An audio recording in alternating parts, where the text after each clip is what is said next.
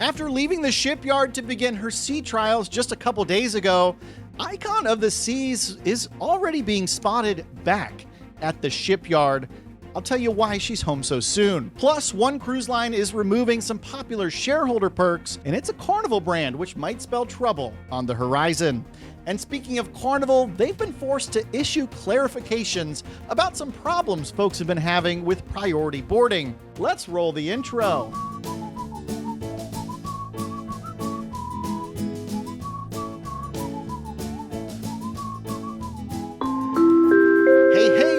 To the Midships channel. I'm your Captain Corey.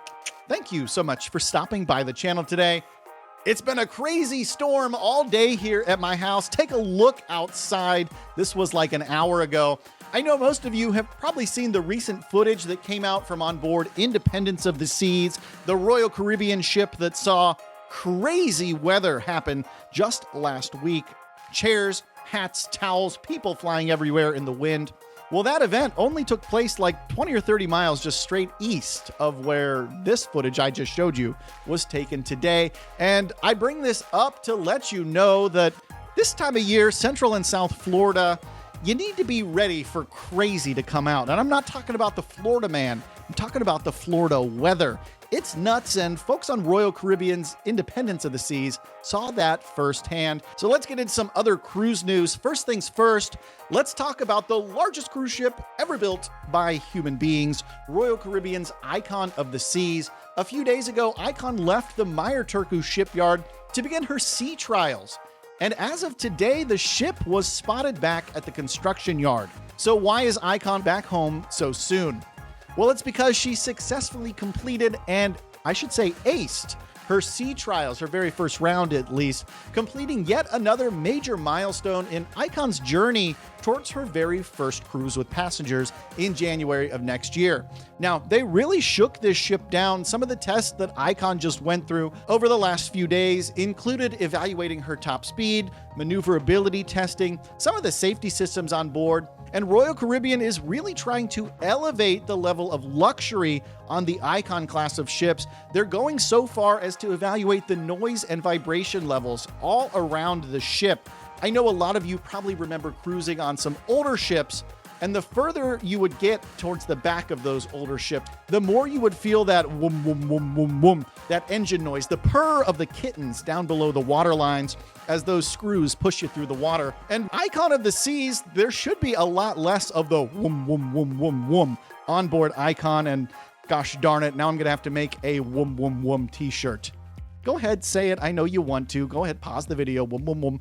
Okay, now that Icon has finished her first round of sea trials, she's back in the Meyer shipyard, and they're going to be putting this ship through what they call final adjustments. This is where they're going to make some tweaks, fix some of the things that they didn't like. They'll also complete some final outfitting. I think many of you may have noticed from the videos I showed a few days ago, some of the things on the ship weren't exactly complete, like there's water slides that you would basically fall to your death if you went on right now. They'll get those fully assembled. This is the point where they start doing that.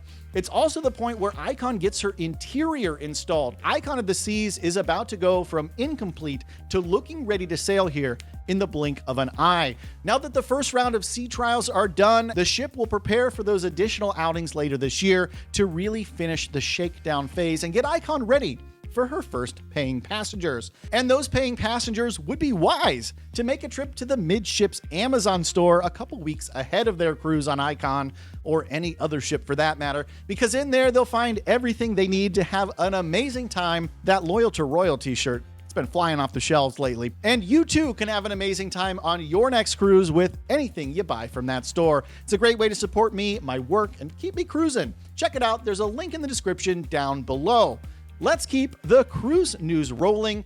We need to talk about Carnival branded line, Princess Cruises. I know a lot of you out there in the Midships family absolutely adore Princess Cruise Line. Unfortunately, Princess Cruise Line, though, starting June 29th of this year, is going to be making some drastic changes to some of their shareholder and military benefit perks. And this is not a good thing for guests, let's be clear. Now, previously, if you owned 100 or more shares of Carnival Corporation, you were able to couple your onboard credit benefits of being a shareholder with your member of the armed services benefits as well. You would get both perks.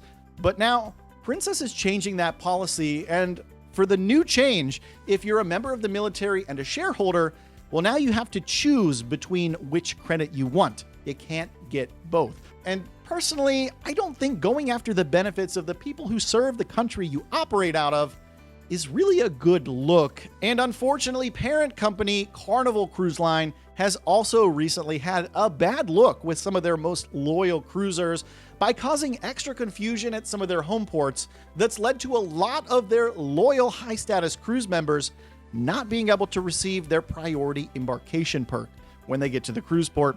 And it's been such an issue that the line has been forced to clarify and update their website, explaining just how loyalty perks are handed out at embarkation and how it's going to work and should work in the future. Now, as usual, swooping in to save the day is Superman himself, brand ambassador John Heald. He took it upon himself to go ahead and run all of this up the flagpole and talk to the Carnival executives to get some clarification for their most loyal passengers.